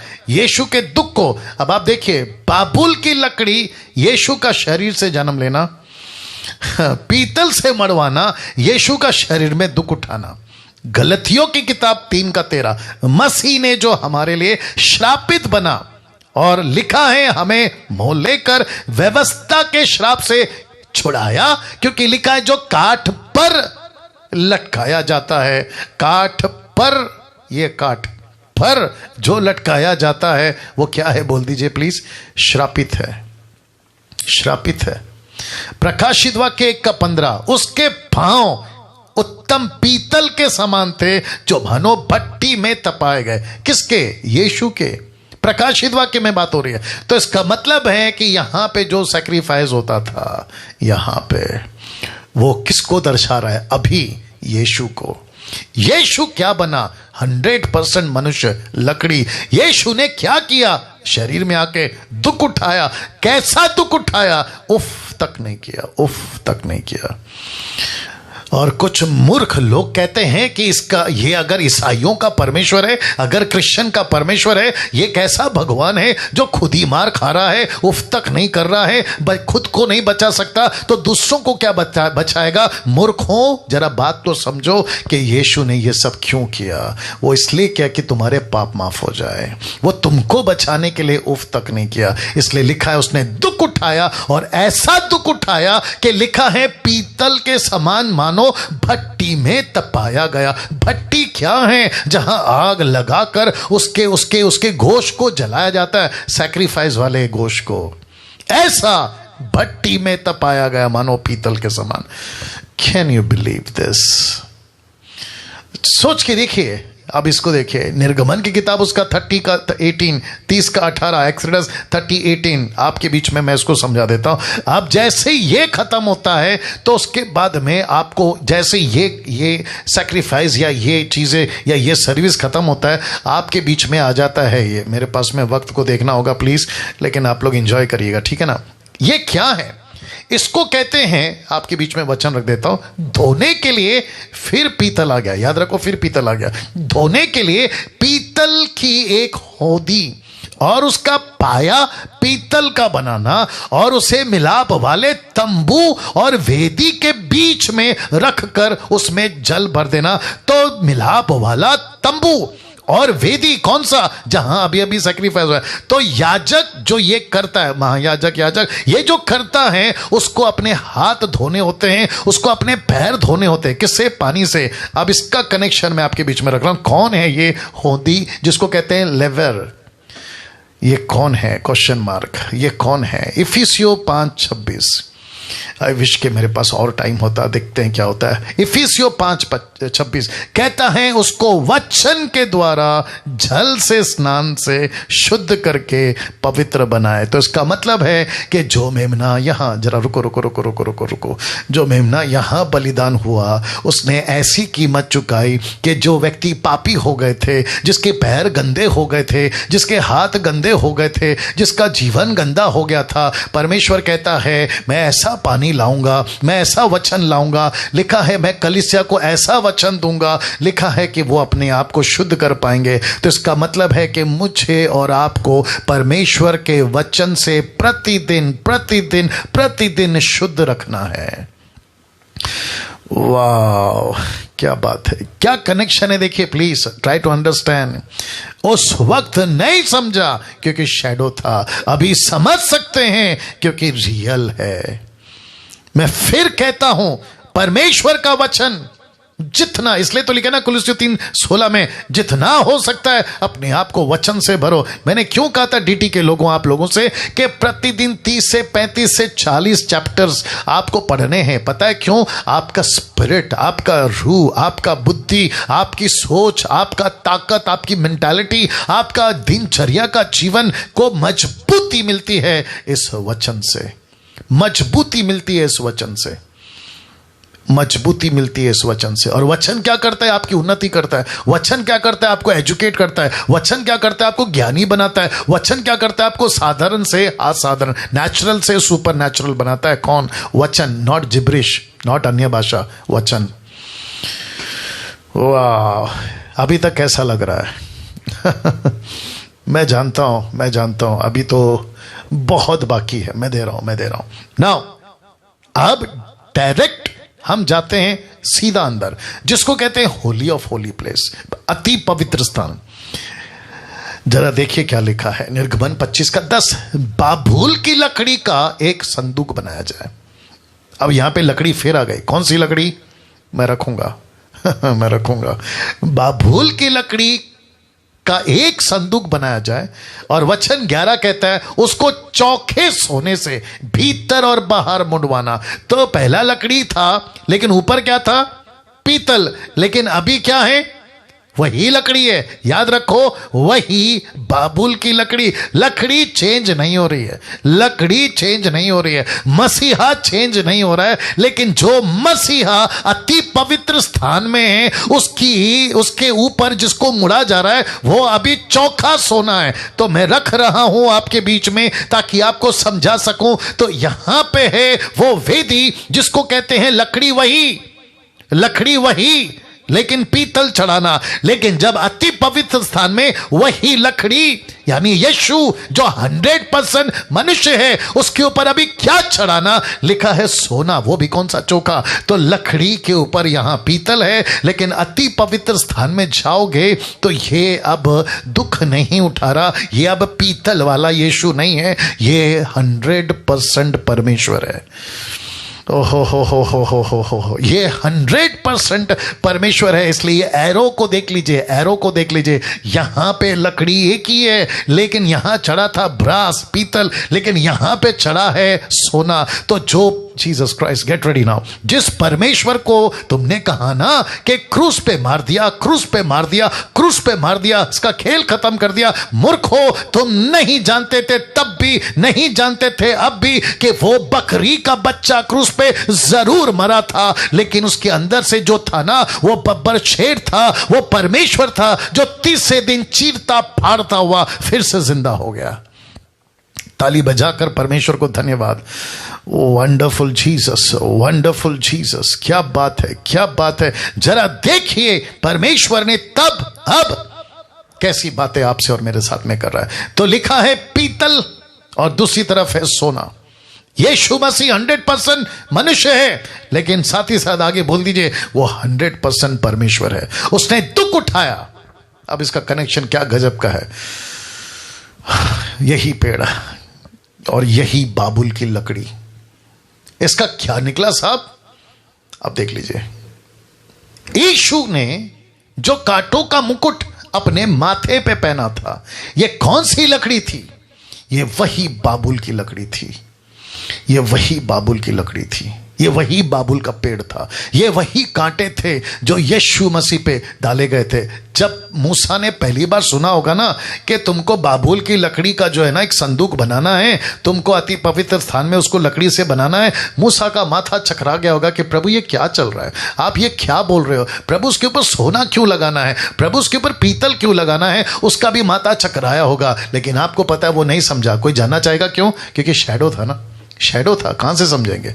दर्पण था, कहां से समझोगे? लेकिन कितने ब्लेसेड लोग हैं आप और मैं, कितने धन्य हैं आप और मैं कि हम रियलिटी में जी रहे हैं। मैं वापस कहता हूं, हम किस में जी रहे हैं? हम रियलिटी में जी रहे हैं। मसीहा क्रूस पे वापस नहीं मरेगा क्योंकि वो मर चुका है। गुड फ्राइडे के दिन उसको वापस से मत मारो क्योंकि वो मर चुका है और वो जी उठा है और वो अनंत काल के लिए जीवित है। परमेश्वर को धन्यवाद देना शुरू करिए। या फेसबुक वालों परमेश्वर की महिमा करिए ताली बजाकर। यूट्यूब वालों परमेश्वर की महिमा करिए ताली बजाकर। इस मसीहा के लिए अगर कोई मेरा हिंदू भाई, मुस्लिम भाई, बुद्धिस्ट भाई अगर देख रहा है, मैं आपको भी कहना चाहता हूं, इस मसीहा के लिए परमेश्वर को अपना जीवन दीजिए और अपना जीवन बचाइए। इतनी वास्तविकता, इतनी सच्चाई आज आपके बीच में रखने का अनुग्रह प्रभु ने दिया है।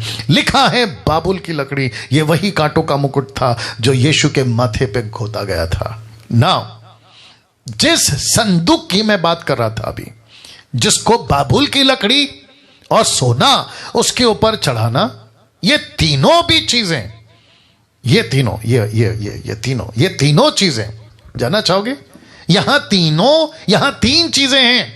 एक आपका मूसा का छड़ी, दूसरा व्यवस्था यानी कि 10 आज्ञा, या जिसको टैबलेट भी कहते हैं, मोसेस 10 कमांडमेंट जो लिखा था, और दूसरी तरफ एक छोटा सा पॉट या मटका है जिसमें क्या है मैं दिखा रहा हूं, जिसको कहते हैं मन्ना, जिसको कहते हैं मन्ना। अब जरा ध्यान दीजिएगा, ये तीनों के तीनों यीशु हैं, ये तीनों भी यीशु है।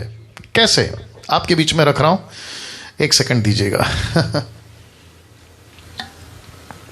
जैसे ही आप ये पढ़ते हो ना तो ये तीनों यीशु है। तो योना की किताब 1 का 1 से आपके बीच में मैं पहला वचन पढ़ते थे। लिखा है, आदि में वचन था और वचन परमेश्वर के साथ था और वचन परमेश्वर था। मत्ती 7 का 17 से 18 तक में। ये ना समझो कि मैं व्यवस्था या भविष्यवक्ताओं की पुस्तकों को लोप करने आया, मतलब मैं उसको खत्म करने नहीं आया, लोप करने नहीं, परंतु उसे पूरा करने आया हूं। क्योंकि मैं तुमसे सच कहता हूं कि जब तक आकाश और पृथ्वी टल ना जाए तब तक व्यवस्था से एक मात्रा या बिंदु भी बिना पूरा हुए नहीं टलेगी। मेरा प्रश्न है, यीशु ने खुद को किससे कनेक्ट किया? इस 10 आज्ञा से। यस और नो? लिखा है आदि में वचन था, तो इसका मतलब है कि जब परमेश्वर मूसा को वचन दे रहा था, ये कौन है? यही तो है यीशु। फिर यीशु खुद कहता है पहाड़ी उपदेश में 5 का 17 से 18 तक में, मैं व्यवस्था, मतलब 10 आज्ञा, मैं व्यवस्था जो तुमको दी है, मैं व्यवस्था को खत्म करने, हटाने, कुछ करने नहीं आया, बल्कि मैं पूरा करूंगा। क्यों? क्योंकि परमेश्वर को पता था कि जब 32वें अध्याय में, याद होगा आपको, जब गाय का बच्चा बना था ना, तो मूसा ने उसको तोड़ दिया था, याद आया आपको? तो परमेश्वर कहता है कि ये फिर तोड़ देगा, ये फिर गाय का बच्चा बनेगा, फिर कुछ लोग करेंगे। इससे बेटर है कि मैं इसको यहां रखवा देता हूं, ताकि जब भी याजक साल में एक बार और जब भी इजरायली संदूक को लेकर घूमेंगे तो उनको पता चलेगा कि इस संदूक के अंदर क्या है। एक ऐसी आज्ञा है जिसको लेके चलना है, एक ऐसा वचन है जिसको लेके चलना है। जरा पॉइंट पे ध्यान दीजिएगा, क्या लिखा है पता है? आकाश और पृथ्वी टल जाएगी, आकाश और पृथ्वी यहां से वहां हो सकता है, जमीन इधर से उधर हो सकती है, लेकिन मेरा वचन में किसी प्रकार का कोई भी फेर बदल नहीं होगा। अरे बाप रे। अब आप सोच के देखिए कि कैसी बाइबल हमारे पास में है, कैसा वचन हमारे पास में है। तो ये हो गया 1 यानी कि 10 आज्ञा। अब बात करते हैं मन्ना की। मन्ना जानते हो जो संदूक के अंदर था, लिखा है यूहन्ना का 6 का 49 से 40 तक 50 तक होना चाहिए, इसको 20 किसने कर दिया। एनीवे, तुम्हारे बाप दादाओं ने जंगल में मन्ना खाया और मर गए। ये देखिए, उन्होंने मन्ना खाया और मर गए। लिखा है ये वो रोटी है जो स्वर्ग से उतरती है ताकि मनुष्य उसमें से खाए। आगे कोई बोल सकता है? लिखा है ना मरे। एक ऐसा मन्ना, एक ऐसी रोटी, एक ऐसा भोजन जिसको खाया मर गए। लेकिन यीशु कहता है मैं वो रोटी हूं, मैं वो मन्ना हूं जिसको तुम खाओगे लेकिन नहीं मरोगे, नहीं मरोगे, नहीं मरोगे। क्या बात है, क्या बात है ना। इसको देखिए, तीसरा यानी कि लकड़ी। एक ऐसा कैरेक्टर है जिसका नाम है कोरा। कोरा का पाप जिसको कहते हैं। मैं वक्त का ध्यान में रखते हुए आगे बढ़ रहा हूं, ठीक है ना। कोरा, कोरा का पाप जानते हो क्या हुआ था? लिखा है गिनती के 17 के 7 से 8 में, उन छड़ियों को मूसा ने, कब? जब किसी ने कहा था कि सिर्फ हारून को ताकत है, सिर्फ हारून को अधिकार है। ये जो बीच में हाथ उठाकर उसके ऊपर ऑब्जेक्शन उठाना, इसका नाम है कोरा। मैं आपको बताता हूं। तो इसने क्या कहा पता है? क्या परमेश्वर सिर्फ हारून से बात करता है, मूसा से बात करता है? तब परमेश्वर ने मूसा को बोला, एक काम कर, इन सब की छड़ी ले और संदूक के पास में लेकर आ।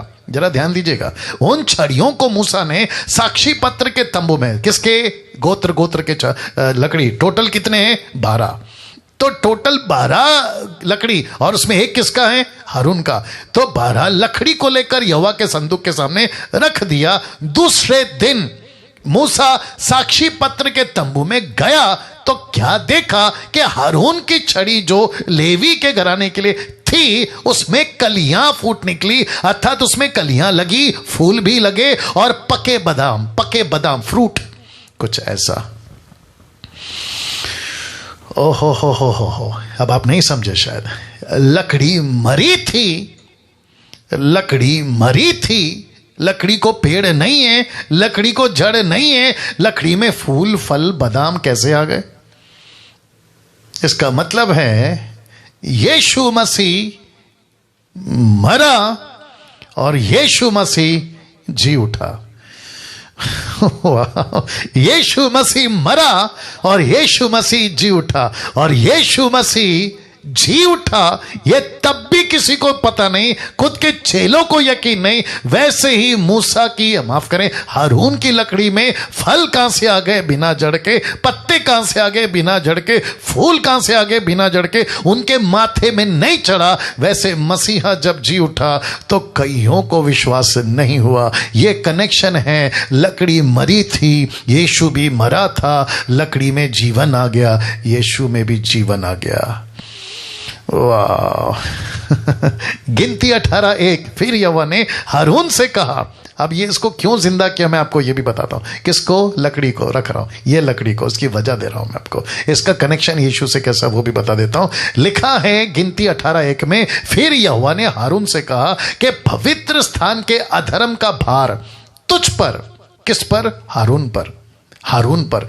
फिर से पढ़ता हूं, ध्यान दीजिएगा। लिखा है यहोवा ने हारून से कहा कि पवित्र स्थान का अधर्म का भार तुझ पर और तेरे पुत्रों पर और तेरे पिता के घराने पर होगा, और तुम्हारा याजक कर्म का अधर्म का भार भी तेरे पुत्रों पर ही होगा। इसका मतलब है कि तुमको ही जाना होगा वेदी में, तुमको ही सैक्रिफाइस का काम देखना होगा, तुमको ही दुनिया का पाप का लहू लेकर मेरे पास आना होगा। और वैसे ही किया इस यीशु ने जो हारून के जैसे महायाजक था। लिखा है 17 का 33 में, क्योंकि उसने एक दिन ठहराया जिसमें वह उस मनुष्य के द्वारा, नॉट हारून के द्वारा, उस मनुष्य के द्वारा धर्म से जगत का न्याय करेगा, जिसे उसने ठहराया और उसे मरे हुए में से जिलाकर यह बात सब पर प्रमाणित कर दी। कौन से? कि यीशु पापियों को, दुख को, पाप को उठाकर लेकर मरा। तो इसका मतलब है, तो ये तीनों भी यीशु हैं। तो यीशु मन्ना है, यीशु लकड़ी है, और यीशु वो 10 आज्ञा है। कनेक्शन मिल गया होगा आपको। अब बात करते हैं स्टिक की, क्योंकि मेरे को ध्यान भी देना है वक्त का। अब इसका कनेक्शन क्या है? यहां पे है कैंडल स्टिक, जिसको कहते हैं 7 कैंडल स्टिक, और दूसरी तरफ है आपका यीशु। अब इसका कनेक्शन क्या है? और ये सब कहां पाया जाता है? पवित्र स्थान में। अति पवित्र स्थान में क्या था? संदूक। ये कहां पाया जाता है? पवित्र स्थान में। अब ये फोटो देख लीजिए। सबसे पहले आपको बताता चलूं, ये जितने फेसबुक और यूट्यूब पे हैं, आपको बताता चलूं कि ये जो 7 स्टिक का कैंडल है ना, इसकी सिर्फ और सिर्फ बीच वाली लकड़ी या बीच वाला स्टिक या बीच वाला एंगल में ही तेल डाला जाता है और वहीं से तेल सप्लाई होकर बाकी जितने 3 इस तरफ 3 इस तरफ, टोटल 6 जगह पे तेल पहुंच जाता है। अगर बीच वाला लकड़ी या माफ करें कैंडल स्टिक में अगर तेल नहीं है, आगे कोई बोल सकता है? टोटल 6 में भी तेल नहीं है। तो इसका मतलब है यीशु ने क्या कहा? मैं आपको बताता हूं, यूहन्ना 15:5 में उसने कहा, मैं दाखलता हूं, तुम डालियां हो, जो मुझ में बना रहता है मैं उसमें बना रहता हूं और वो बहुत सारा फल लाता है, क्योंकि मुझसे अलग होकर तुम कुछ भी नहीं कर सकते। अब आप कहोगे, पास्टर डैनियल आपने ये वचन क्यों लिया? आपको नहीं लगता है 7 स्टिक एक पेड़ की तरह दिख रहा है? और यीशु कहता है, मैं हूं वो पेड़, तुम हो वो डालियां, ये 3 इस तरफ 3 इस तरफ। और यीशु कहता है कि जब तक मुझ में तेल है तब तक तुम में तेल है, जब तक मुझ में जीवन है तब तक तुम में जीवन है, जब तक मैं जल रहा हूं तब तक तुम जल रहे हो। तभी तो लिखा है ना, मुझसे अलग होकर तुम कुछ नहीं कर सकते। क्या बात है, क्या बात है। अब इसको देखिए, उसी में ठीक अपोजिट साइड में जिसको कहते हैं ना शो ब्रेड, मतलब वेदी पे रोटी रखी जाती है। अब इसका कनेक्शन क्या है वो भी बता देता हूं।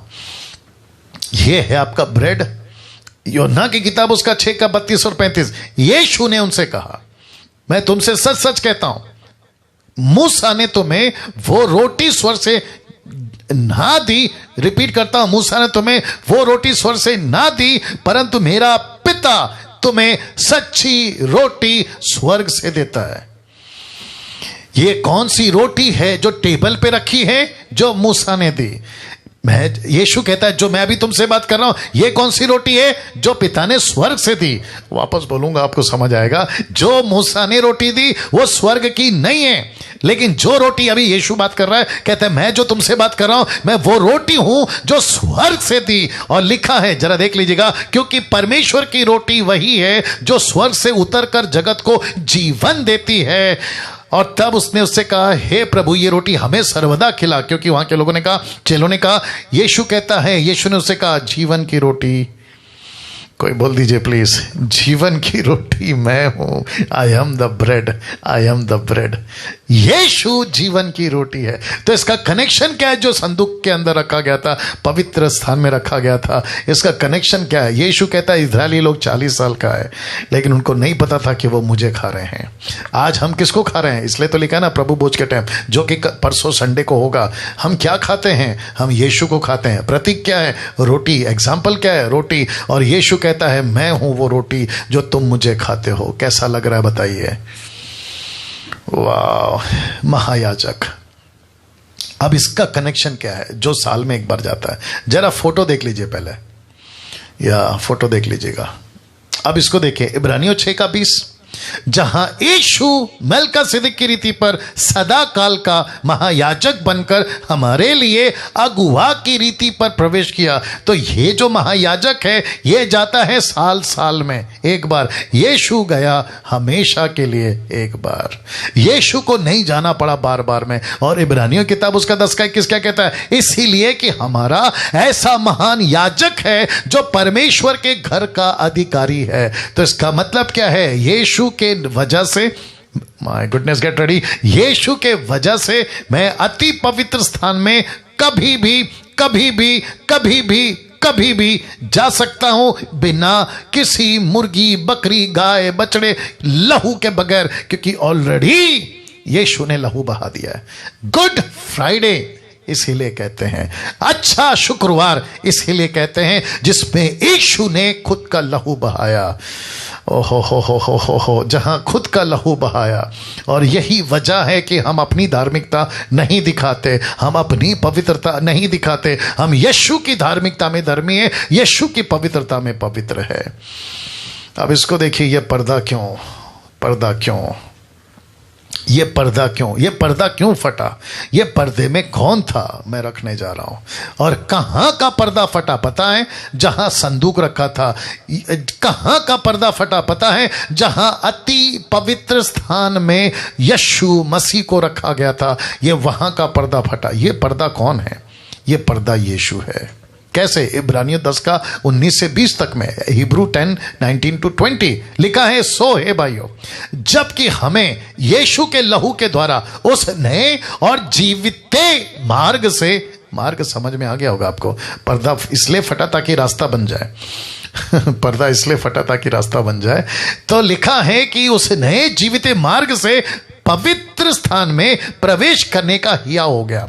अब इसको देखो, जो उसने पर्दे अर्थात अपने शरीर में से होकर हमारे लिए अभिषेक किया, तो पर्दा नहीं फटा था, उस दिन यीशु का शरीर फटा था। ओहो हो। कुछ लोग कहते हैं पर्दा फटा, पर्दा नहीं फटा मेरे दोस्त। पौलुस को यह प्रकाशन मिला, कहता यीशु का शरीर फटा। जिस दिन यीशु क्रूस पे मरा उस दिन पर्दा फटना वाजिब था, क्योंकि वो शैडो टैबरनेकल है, ये रियल का टैबरनेकल है। यीशु का फटना, यीशु का मरना, यीशु का क्रूस पे जीवन देना, इसका मतलब है पर्दा फटना।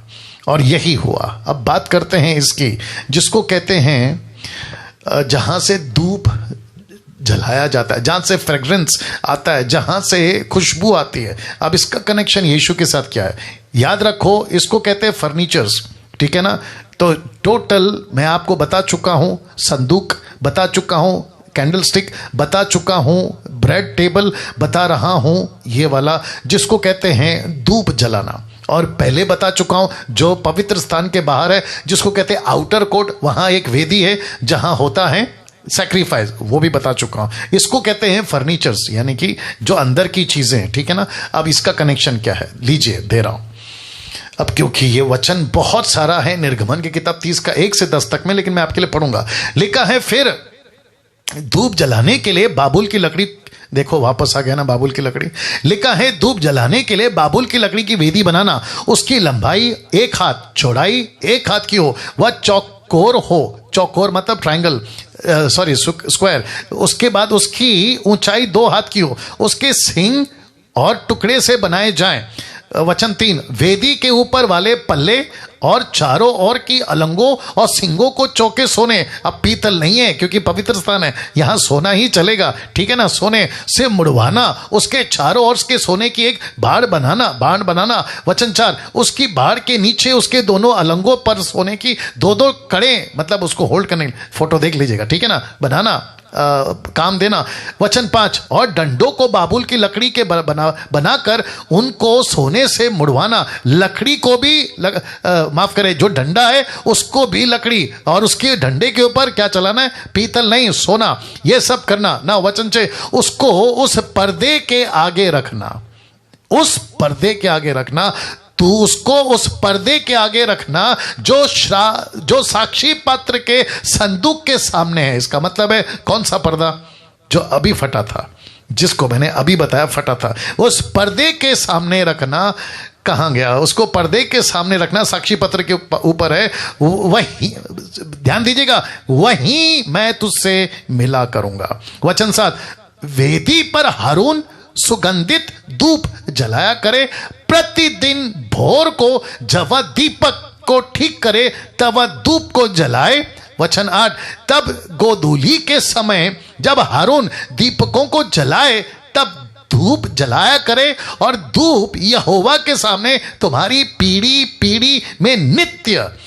बाप रे, फिर पढ़ता हूं, लिखा पीढ़ी पीढ़ी में नित्य, मतलब हमेशा 24/7 जलाया जाए। वचन 9, और उसे वेदी पर तुम उस और लिखा है वेदी पर तुम और प्रकार का, दूसरी तरह का, मतलब और प्रकार का धूप नहीं जलाना, और ना उस पर होम बलि और ना अन्न बलि चढ़ाना, ना उस पर अर्ध देना। वचन 10, अब जरा सुनेगा, और हारून वर्ष में 1 बार उसके सिंगों पर प्रायश्चित करे, और तुम्हारी पीढ़ी पीढ़ी में वर्ष में 1 बार प्रायश्चित लिया जाए, यहोवा की लिए परम पवित्र है।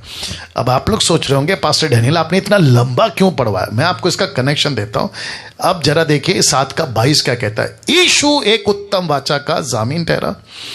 वचन 23, वे तो बहुत से याजक बनते आए, इस कारण यह था कि मृत्यु उन्हें रहने नहीं देती थी, क्योंकि याजक मरते रहते थे, हाई प्रीस्ट मरते रहते थे, एक नहीं टिका। वचन 24, पर यह युगान युग रहता है। कौन? यीशु। लिखा है पर यह युगान युग रहता है, इस कारण उसका याजक पद अटल है। किसका? यीशु का अटल है।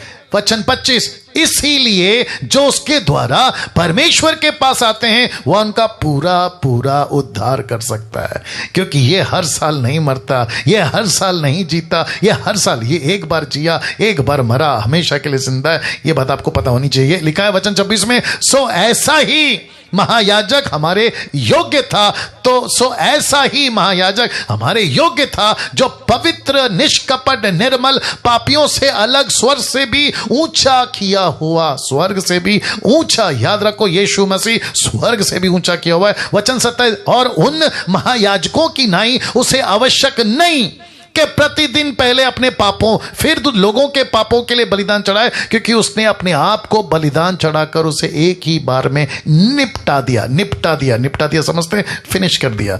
अब इसको देखो, इसका कनेक्शन क्या है पास्टर डैनियल? उस धूप का कनेक्शन क्या है? पहला थिस्सलुनीकियों 5:17, निरंतर प्रार्थना में लगे रहो। 5:18 क्या कहता है? हर बात में धन्यवाद करो, क्योंकि तुम्हारे लिए मसीह यीशु में परमेश्वर की इच्छा यही है। भजन संहिता 141:2, मेरी प्रार्थना तेरे सामने, परमेश्वर को बोल रहा है, मेरी प्रार्थना तेरे सामने सुगंध धूप और मेरा हाथ फैलाना संध्या काल का अन्न बलि ठहरे। प्रकाशित वाक्य 8:4, उस धूप का धुआं पवित्र लोगों की प्रार्थनाओं सहित स्वर्गदूतों के साथ से परमेश्वर के सामने पहुंच गए। इफिसियों 5:2 क्या कहता है? मेरे प्रेम में चलो, जैसे मसीह ने भी तुमसे प्रेम किया और हमारे लिए अपने आप को सुगंधदायक सुगंध के लिए परमेश्वर के आगे भेंट करके बलिदान कर दिया। तो यीशु मसीह महायाजक बना, यीशु मसीह सुगंध बना, यीशु मसीह 24/7 जल रहा है, यीशु मसीह प्रार्थना कर रहा है जैसे महायाजक कर रहा है, और जिसके चलते मुझे और आपको भी पौलुस कहता है निरंतर प्रार्थना में रहो। 24 घंटा दिया जलता रहना चाहिए, 24 घंटा धुआं आता रहना चाहिए। अब इसको देखो, उसका कनेक्शन दे रहा हूं। देखना चाहोगे? मैं फिर समाप्ति पे भी आऊंगा। देखना चाहोगे? सबसे पहला ये कनेक्शन देख लो, इसको कहते हैं टैबरनेकल, पवित्र स्थान और अति पवित्र स्थान। मैं, अगर कोई मुझे ठीक से सुन रहा है, मैं सिर्फ एक चीज पूछ लेता हूं, आप लोग अपनी तरफ से इशारा करके बता दीजिए। यहां पे कहीं पे भी बाहर की लाइट या रोशनी जाने का कहीं पे भी कोई रास्ता है? एग्जैक्टली।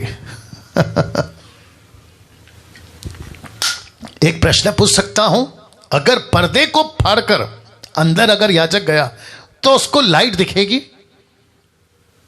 नहीं दिखेगी, क्योंकि बाहर की लाइट नहीं है, बाहर का सूरज नहीं है, तो फिर उसको लाइट कहां से मिलेगी? उसको लाइट मिलेगी ये 7 कैंडलस्टिक से। इसका मतलब है कि मसीह में आने के बाद हमको बाहर का सूरज चाहिए नहीं, हमको बाहर की रोशनी चाहिए नहीं, तो मसीह जीवन में मुझको और आपको कौन चलाएगा? तो इसका मतलब है कि यहां पूरा का पूरा अंधेरा होता था, तो अति पवित्र स्थान का रास्ता कौन दिखाता था? अति पवित्र स्थान का रास्ता कौन दिखाता था? जानना चाहोगे? आपको रास्ता दिखाता था यूहन्ना 8:12 कहता है, तब यीशु ने फिर लोगों से कहा, जगत की ज्योति मैं हूं, जो मेरे पीछे चलेगा या मेरे पीछे होलेगा, जरा देखिएगा क्या लिखा है, वह अंधकार में नहीं चलेगा परंतु किस में चलेगा? कोई बता सकता है? ज्योति में चलेगा। ओहो हो। और इसी को यिर्मयाह 33:3 क्या कहता है? यह सुगंध धूप क्या है जिससे धुआं उठता है? मुझसे प्रार्थना कर, मैं तेरी सुनकर तुझे बड़ी बड़ी और कठिन बातें बताऊंगा। इसका मतलब क्या है, जरा ध्यान दीजिएगा। एक तरफ है लाइट, दूसरी तरफ है धुआं। आपको अंदर जाना है, आपको रास्ता कौन दिखा रहा है? एक है रोशनी जो परमेश्वर को दिखाता है, और दूसरा है प्रार्थना जो आपको परमेश्वर के अति पवित्र स्थान में ले जाता है। तो कहते हैं प्रार्थना का धुआं, यीशु की रोशनी आपको अति पवित्र स्थान में ले जाएगी। ओहो हो। अब आते हैं बहुत इंटरेस्टिंग पार्ट पे। ये फोटो देख लीजिएगा। इन दोनों के बीच कुछ नहीं है, क्योंकि इन दोनों के अपोजिट में करूब एंजल्स पंख फैलाए हुए साक्षी पात्र को, जिसको कहते हैं ना वाचा का जो ट्रे या प्लेट है, उसको ऐसे ढक कर रखे हुए, जिसके ऊपर परमेश्वर आकर मूसा से बात करेगा।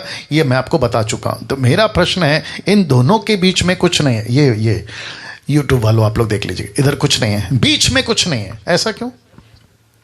ऐसा क्यों? और ऐसा क्यों है? ये प्लेट खाली है। एरो देख लीजिए, ये प्लेट खाली है। ये साक्षी का जो ढक्कन है ना, ये खाली है, इसमें कुछ नहीं है। ऐसा क्यों? ऐसा क्यों? ये एरो देख लीजिए, साथ में आ गया। ये एरो देख लीजिए, ये टोटल खाली है। अब इसका कनेक्शन क्या है? परमेश्वर को मूर्ति पूजा पसंद नहीं है। परमेश्वर किसी प्रकार का तस्वीर, किसी प्रकार का स्टैचू, किसी प्रकार का मूर्ति, किसी प्रकार का प्रतिमा पसंद नहीं करता। जैसे आप लोग ये फोटो में देख रहे हैं, मूर्ति पूजा, मूर्ति पूजा, मूर्ति पूजा परमेश्वर को बिल्कुल पसंद नहीं है। इसलिए इन दोनों के बीच कुछ नहीं है। लिखा है ना, परमेश्वर आत्मा है, और हम परमेश्वर की सच्चाई से और आत्मा से क्या करते हैं? आराधना। परमेश्वर को नहीं देख सकते, इनविजिबल आत्मा में देख सकते हैं। जैसे हवा को नहीं देख सकते, लेकिन महसूस कर सकते हैं। हाथ को ऐसे करके देख लीजिएगा आप लोग। क्या गजब है साहब, क्या गजब है। देखिए कनेक्शन, देखिए। इसलिए यीशु की फोटो नहीं रखते चर्च में, लेकिन कैथलिक वाले रखते हैं, कैथलिक वाले पोप रखते हैं। ये देख लीजिए। और इसको क्या कहते हैं? मूर्ति पूजा। इसको कहते हैं मूर्ति पूजा। मैं वापस कहता हूं, जितने लोग मुझे अभी सुन रहे हैं, आपके गले में क्रॉस है। जरा प्रश्न उठेगा, क्या परमेश्वर को क्रॉस चाहिए आपके गले में? आपके घर पे फोटो है, किसी की स्टैचू है, आपके घर पे रोजरी है, क्या परमेश्वर को चाहिए? आप बाइबल को पूछते हैं, बाइबल को चूमते हैं, सर के नीचे तकिया में रख के कहते हैं कि बाइबल को रख के सोऊंगा, अच्छे सपने, बुरे बातें नहीं होंगी, अच्छे सपने आएंगे, शैतान नहीं आएगा। अब बताइए इसका कनेक्शन क्या है? मूर्ति पूजा। परमेश्वर कहता है बाइबल को मैंने दिया है पढ़ने के लिए, ताकि तू पढ़े और मेरे पास आए। लेकिन हमने क्या किया? बाइबल को ही चूमना, बाइबल को ही मूर्ति बना दिया। गजब है साहब। क्रूस को मूर्ति बना दिया, मरियम की स्टैचू को बनाकर उसकी पूजा करना शुरू कर दिया, और जिसके चलते मैंने ये रखा है। अगर ऐसा कोई है, पश्चाताप करिए, प्रभु के पास में। नाउ अंत में दो बातें बताकर खत्म करूंगा, क्योंकि 9 बज चुके हैं। मेरे साथ बने रहिएगा। इसको कहते हैं, इजरायली चले थे परछाई के पीछे, परछाई के पीछे। अब हम चल रहे हैं सच्चाई के पीछे। मैं रिपीट करता हूं, इजरायली चले थे परछाई के पीछे, लेकिन हम चल रहे हैं सच्चाई के पीछे। दूसरा कनेक्शन, यानी दूसरी बात, महायाजक एक ही होता था। सच्चे परमेश्वर के पास जाना है तो एक ही रास्ता है। दूसरे शब्दों में यीशु ने क्या कहा? यीशु ने कहा मार्ग, सच, सच्चाई और जीवन मैं ही हूं। ब्रैकेट में यीशु, बिना मेरे द्वारा कोई पिता के पास नहीं पहुंच सकता। यहूदी समझ गए थे कि वो यहां की बात कर रहा है। इसलिए आप जरा देख लीजिएगा, महायाजक एक ही होता था। कुछ लोग कहते हैं हर रास्ता सब मिलकर एक ही जगह जाता है, हर धर्म एक ही धर्म है, किसी को भी मानो एक ही है, किसको भी पूजो एक ही है। अब बताइए, यहां याजक एक ही होता था, दो नहीं। यीशु भी एक ही है, रास्ता भी एक ही है। तब जाकर लिखा है मार्ग मैं ही हूं, सच्चाई मैं ही हूं, जीवन मैं ही हूं। डंके की चोट पे यीशु कहता है मेरे बगैर तुम पिता के पास कभी नहीं जा सकते। बाकी का नेक्स्ट वीक जो डीटी के लोग हैं, लेकिन आपको बताता चलूं कि आपको बताता चलूं कि या बाकी का नेक्स्ट वीक। आपको बताता चलूं कि परसों प्रभु भोज है, परसों प्रभु भोज है, महीने का पहला संडे। और जितने हमारे ऑनलाइन चर्चेस के लोग हैं, मैं आप सभी को कहना चाहता हूं कि संडे को भी गजब का टॉपिक है, गजब का प्रचार है, मिस नहीं करना। फेसबुक, यूट्यूब, जूम, आपका बहुत बहुत धन्यवाद। एक प्रार्थना के साथ समाप्त करेंगे। सृष्टिकर्ता परमेश्वर, आपका बहुत बहुत धन्यवाद। क्या अद्भुत है आप, क्या महान। जितनी बातें करो, जितनी प्रशंसा करो, जितने शब्द बोलो प्रभु, फीके पड़ जाएंगे, कम पड़ जाएंगे प्रभु। परमेश्वर आपको लाखों लाखों धन्यवाद। क्या ज्ञान था प्रभु, क्या बातें थी प्रभु। परमेश्वर का छुपा हुआ भेद जो यीशु है हम पर प्रकट किया, 28 साल पहले मुझ पे प्रकट किया। मैं प्रार्थना करता हूं प्रभु, जितने लोग देख रहे हैं, सुन रहे हैं, अभी जहां जहां ये वीडियो जाएगा प्रभु, उनकी भी आंखें खोल, वे भी सत्य को जाने और आपके पास आ सके। आदर महिमा आपको देता हूं, ये प्रार्थना यीशु के नाम से मांगता हूं, आमीन आमीन। ओके, एक सेकंड। आप जितने फेसबुक और यूट्यूब के लोग हैं, आप लोग अपना अपना ख्याल रखें।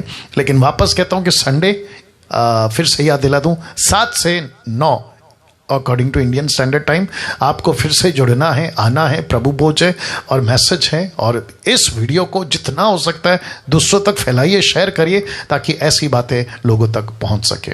या thank you, God bless you. Now